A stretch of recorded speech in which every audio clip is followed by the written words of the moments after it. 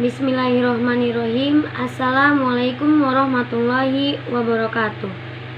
Perkenalkan, saya Hana Haudatul Ulum, mahasiswi kampus IAIN Syekh Nurjati Cirebon, jurusan Pariwisata Syariah. Saya membuat video ini untuk menyelesaikan tugas Pancasila soal pelanggaran dari sila pertama sampai dengan sila kelima.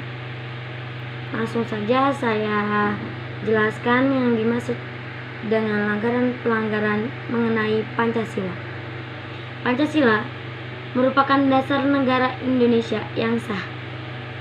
Di dalam Pancasila terkandung 5 sila yang merupakan hal terpenting bagi Indonesia karena sesuai dengan kepribadian Indonesia dan sudah mencangkup cita-cita bangsa Indonesia. Bahkan Pancasila juga dijadikan sebagai dasar hukum, sehingga hukum yang dibuat di Indonesia ini berpatokan dengan Pancasila. Sebagai warga negara Indonesia yang baik, tentu saja kita juga harus menaati dan menghormati Pancasila sebagai landasan. Sebagai landasan hukum atau juga bisa disebut sebagai pedoman hukum. Namun sangat disayangkan beberapa masyarakat justru melanggar beberapa sila yang sudah tercantum di Pancasila. Supaya kita lebih tahu mengenai apa saja yang sekiranya bisa melanggar Pancasila, maka kali ini saya akan memberikan informasi kepada kalian mengenai contoh kasus pelanggaran Pancasila. Berikut ini adalah informasi lengkapnya. Pada sila pertama, contohnya pelanggaran atau kasus pada sila Pancasila yang pertama adalah di sini bunyi Pancasila pertama sendiri adalah ketuhanan yang Maha Esa.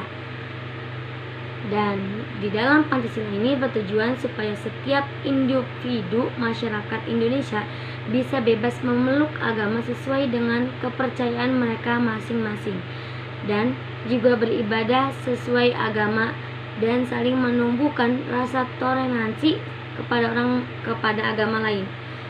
Sila pertama ini mengalami pergantian karena negara Indonesia sendiri adalah negara yang tidak hanya menganut satu agama dan kepercayaan saja. Namun sayangnya masih saja bisa terjadi beberapa pelanggaran, entah itu disadari atau tidak disadari. Oleh karena itu, kali ini saya akan memberikan informasi mengenai pelanggaran pada sila pertama. Contoh Pancasila sebagai ideologi.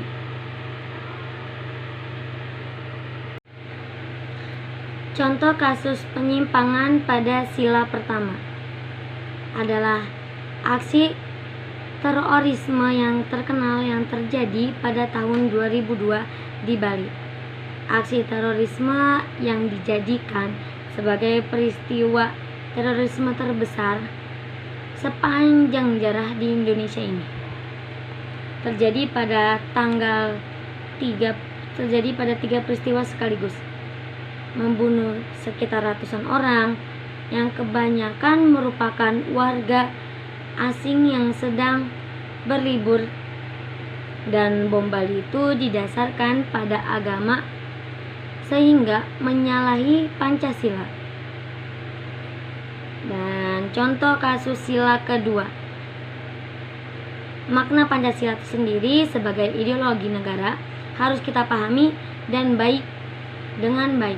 Selanjutnya kita akan membahas pada sila kedua yang berbunyi kemanusiaan yang adil dan beradab. Pada sila kedua ini diharapkan masyarakat bisa hidup dengan adil dan sesuai dengan hakikat manusia sendiri, supaya kita bisa mengetahui apa saja pelanggaran Pancasila itu sendiri. Maka berikut ini adalah daftar pelanggaran Pancasila kedua sebagai berikut ini.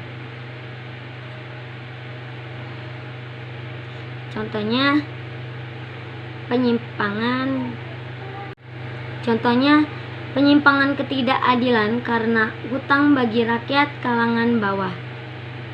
Salah satu kasus yang pernah ada dan menjadi salah satu pelanggaran dalam sila kedua ini adalah usaha pemerintah untuk memenuhi kewajiban pembayaran pajak.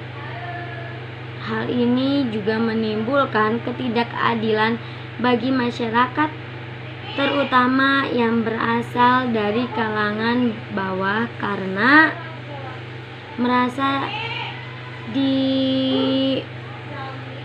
dibebani untuk membayar, dan itu sama saja seperti membuat rakyat kecil mensubsidi pengusaha kaya yang sekarang mengembang BLBI. Hal ini menimbulkan ketidakadilan. Contoh ketiga dari kasus Pancasila sebagai pandangan hidup bangsa dalam kehidupan sehari-hari tidak lepas dari sila ketiga. Sila ketiga adalah sila yang berbunyi Persatuan Indonesia, yang memiliki makna penting, yaitu mengutamakan persatuan seluruh bangsa Indonesia yang berbeda dari suku, agama, ras, dan budayanya. Dengan sila ini diharapkan jika Indonesia bisa bersatu walau berbeda-beda suku, berbeda-beda, dan lain-lain. Berikut ini adalah contoh kasus pelanggaran Pancasila dalam sila yang ketiga.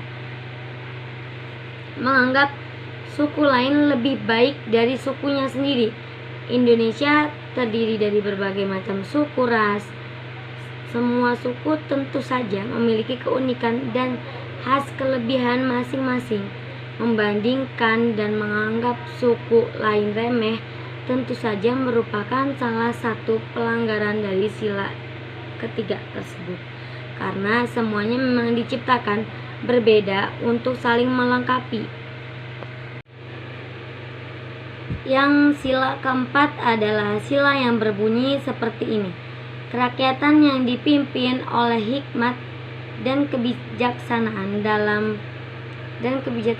dalam permusyawaratan perwakilan. Pada sila ini memiliki makna yang lebih mengutamakan kepentingan masyarakat dan juga negara.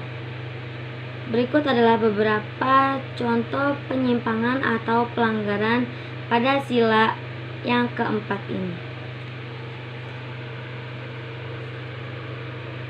Contoh pelanggaran tersebut adalah ketidakadilan bagi masyarakat. Sila keempat mengungkapkan akan lebih mementingkan masyarakat daripada pemerintah itu sendiri. Namun nyatanya masih banyak penyimpangan dan keliruan dalam hukum sehingga menimbulkan ketidakadilan bagi masyarakat yang